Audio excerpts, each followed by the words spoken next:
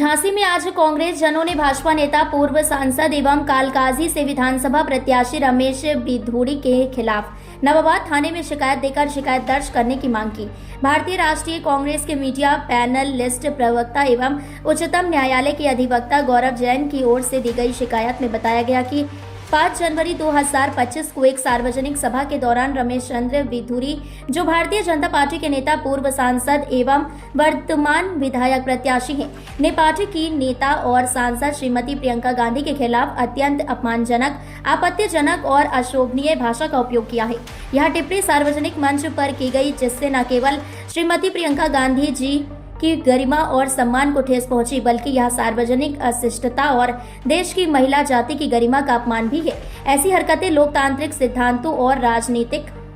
शिष्टाचार के खिलाफ हैं। श्री बिधूड़ी द्वारा उपयोग किए गए शब्द धारा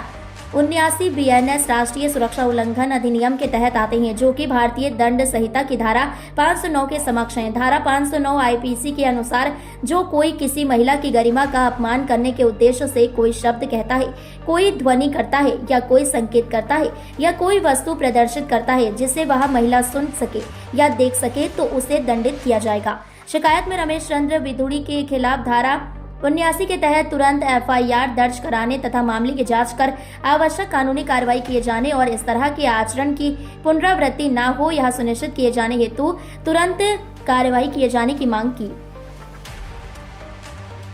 हम लोग यहाँ पर आज जो प्रियंका गांधी जी के लिए बीजेपी के एक नेता ने अभद्र टिप्पणी की है, और अक्सर चुनाव में इन्होंने का एक मुद्दा रहता है कि जो चुनावी मुद्दे रहते हैं उनसे ध्यान भटकाने के लिए हमेशा हमारे शीर्ष नेताओं का नाम लेके उनकी तरफ ध्यान भटकाने का काम रहता है। जो चुनावी मुद्दे रहते हैं उनसे ध्यान हटा दिया जाता है। अगर ये नेता इसी तरीके की बदतमीजी अगर महिलाओं के, किसी भी कांग्रेस की राष्ट्रीय लेवल के नेता के अगर किसी तरह से बदतमीजी करेंगे, अगर एफआईआर नहीं लिखी जाती है तो महिलाएं उनके संग वो व्यवहार करेंगी जिससे वो दोबारा इस तरह की टिप्पणी कभी नहीं करेंगे।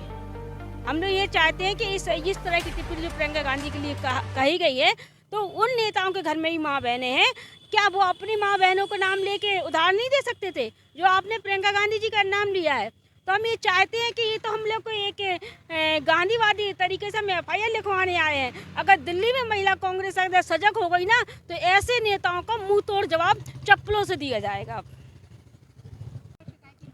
जी देखिए, 5 तारीख की घटना है। 5 जनवरी को रमेश चंद्र बिधूड़ी जी, जो पूर्व सांसद हैं और कालका जी से अभी भाजपा के प्रत्याशी हैं, उन्होंने एक आम जनसभा के दौरान हमारी नेता और सांसद श्रीमती प्रियंका गांधी जी के ऊपर एक बहुत ही अभद्र टिप्पणी करी। और वो जो टिप्पणी है वो उनकी मानसिकता को दर्शाता है, उनकी पार्टी की मानसिकता को दर्शाता है, जो निरंतर महिलाओं को दबाने के लिए, महिलाएँ किस प्रकार से समाज में आगे ना आएँ, तो उनके ऊपर उल्टी सीधी बातें करती हैं। और रमेश चंद्र बिधूड़ी जी, ऐसा नहीं है कि आज पहली बार उन्होंने ऐसी टिप्पणी की है। इससे पहले भी हमने देखा था संसद में कि उन्होंने कैसे असम्मानित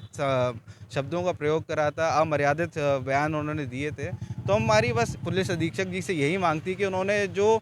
बुरी बातें बोली हैं उसके खिलाफ कार्रवाई हो।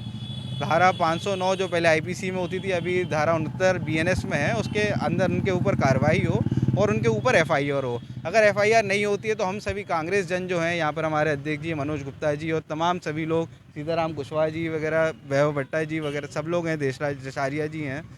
तो हम लोग यहाँ पर धरना देंगे। और नहीं होता तो उसके बाद 156(3) में जाके मजिस्ट्रेट के सामने गुहार लगाएंगे।